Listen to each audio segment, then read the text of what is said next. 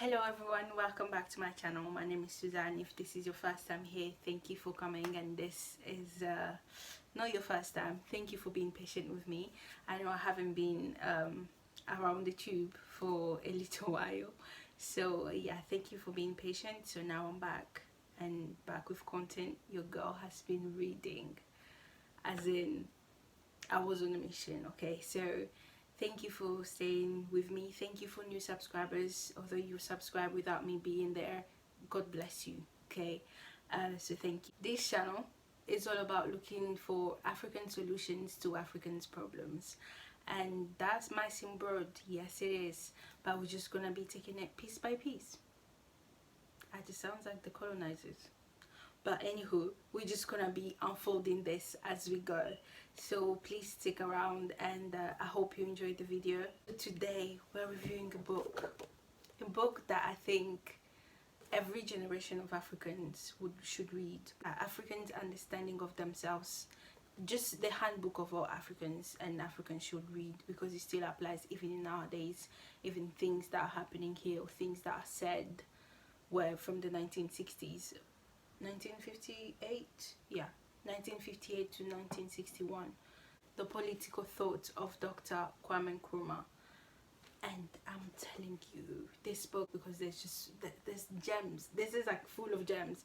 Just like we say Africa is not poor and it's rich, this is full of gems. It's like, wow, what?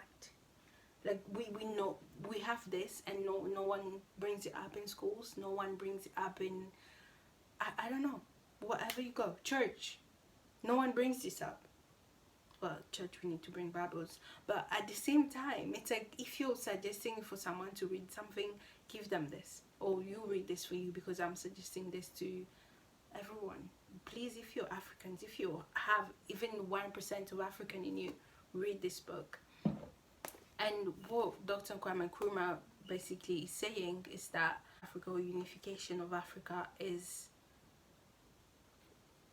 the starting point. It's really amazing how he thought of all these things. He answers to so many questions that it's just like starting with the mentality of Africans, starting with the humanizing Africans as they were before colonizers, humanize Africans even after that, and answering to the questions that I think now, with the atmosphere, the African to understand himself, that he's also a creation by God, just like the white man. There's no difference, and the only difference is the color of the skin, and the fact that the white person thinks that he's above other people.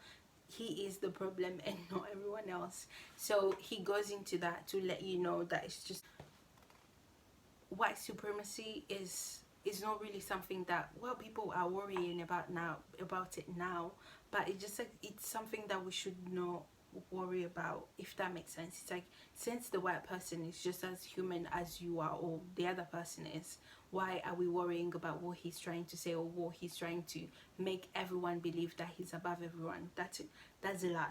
Okay, that is a lie. And Nkrumah goes in to just show the African that you are the person that God created you to be. He did not create the white man first and then the black man after. No, he created everyone equal, and you know God just as much as they know God. Christianity wasn't brought by the white man to Africa. Christianity was already in Africa. African people already knew God. They already knew Christ, and they understood the broader understanding of who God is, of like knowing that he flows in the rivers. He is under the rock. If you open up the rock, you will find him. If you look at a tree, you will find God. And it just shows how Africans understood the omnipresence of God, if that makes sense. They understood that God was everywhere, and everything that they were doing, God was still with them. It was like, it was part of their daily regime, daily needs, daily life.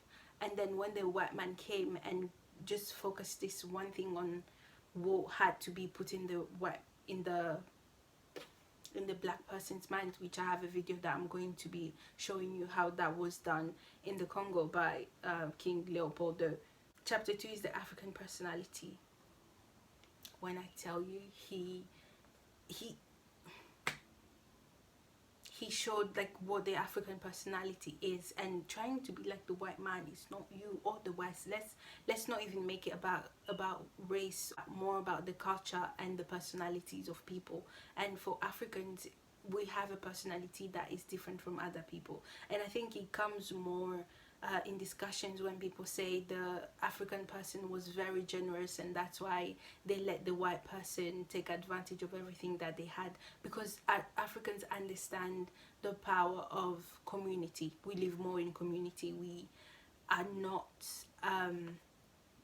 we're not individualists. That's just not part of the African culture. It's everyone in your area is your uncle and your auntie, everyone that your mom knows, then you're gonna know them whether you like it or not, because that's the community that Africans live around. And in the West or East, there's not really much of that. There is an African solution to African problems. We don't have to deal with our problems the way the West deal with their problems, which is what I put in my comparison video. It's like it's never going to work for us because we have a personality that's different from the West. We have a personality that is different from all these other countries, and we embed our civilization within our personalities, or deal with our civilization with our personalities included, then we're gonna have a more better Africa than what we have now, which goes. And this personality comes again when it comes to political issues, economical issues, all these other issues. When we're not dealing with the community that we are, then we are losing on how to solve our problems. Because if we try to solve problems without our personality, it's like, bro, what are you doing? We have been seeing so many changes, and I guess it's because of that we're trying to implement and apply non-African solutions to Africans' problems. Chapter 3 is the force of collective action, coming out from our personalities, coming out from our identity, and then now the force of collection actions. Nkrumah believes very firmly in the force of collective action and thinking. It is only through collective action that he can see Africans complicated problems being resolved, whether it is the war in Algeria or the situation in the Congo or the problems of divided we fall, united we stand. And at that time, well, because that was like in 1958,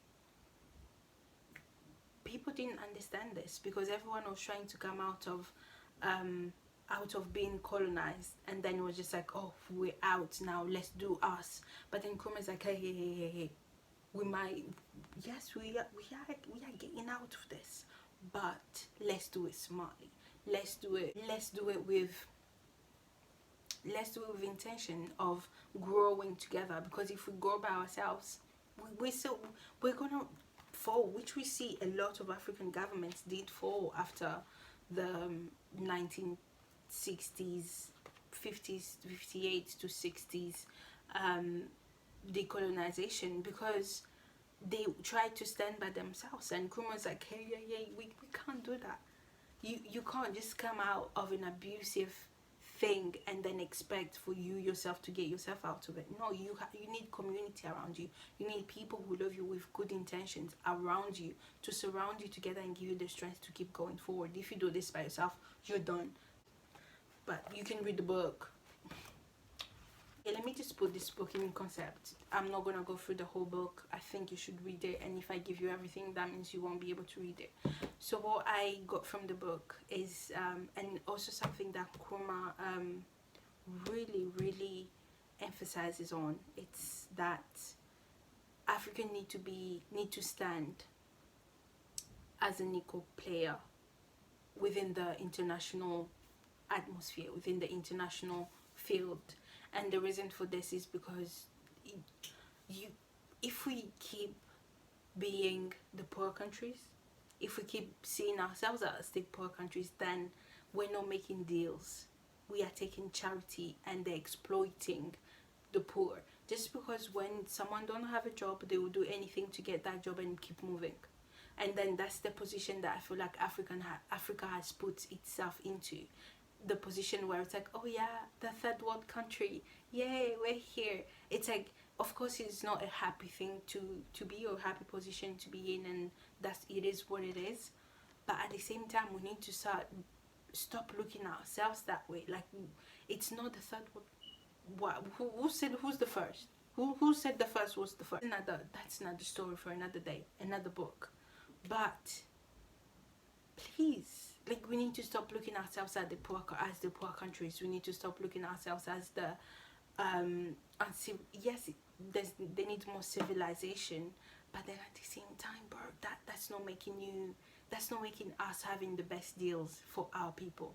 And I have another book that kind of like goes more into depths with that. It's not about Nkrumah, but it just goes in depth to show that when we are at a disadvantage when we deal as the poorest countries, as the third world countries, as this type of thing. Wait, Africa is not poor. Africa is not poor at all. Africa just needs civilization, but it's not poor. And when you're still making deals like a poor person, you're making poor decisions, because you're just thinking of eating today and tomorrow, and that's all. So please go check out this book. It's really amazing. It's an easy read. You would just read quickly. It's very informative. It gives you a little bit of a perspective of history as well. It has history inside. It has not so much of economics, because the person who wrote this was he was just like an ally of Nkrumah. He worked for Nkrumah for quite many times, for a lot of years. So he gave his perspective from just Nkrumah's ideologies on what he thinks Africans should look forward to, or what Africa should look like, and the situation that it was and that it should be. And this is just the book for it. If you want to understand more about how Africa can do better, that it will just give you more concept in the history of time and how things went, for you to actually understand and be able to articulate more on what you want to do. And some people would also say that Nkrumah's ideas were idealist, because this is one of the... So thank you for sticking around. Thank you for being here. Please subscribe if you haven't, and there's so many more. Oh god, I'm so excited to be back. I love this. It's like being away has made me realize what I actually like, and I actually like just sharing the knowledge that I get from my everyday reads or my everyday thoughts. There's so many of those. So yeah, I hope you like this, and please subscribe, share, and leave your comments down below of an African author that I should check out, or an read about, and actually give comments to. So please subscribe, comment, and share.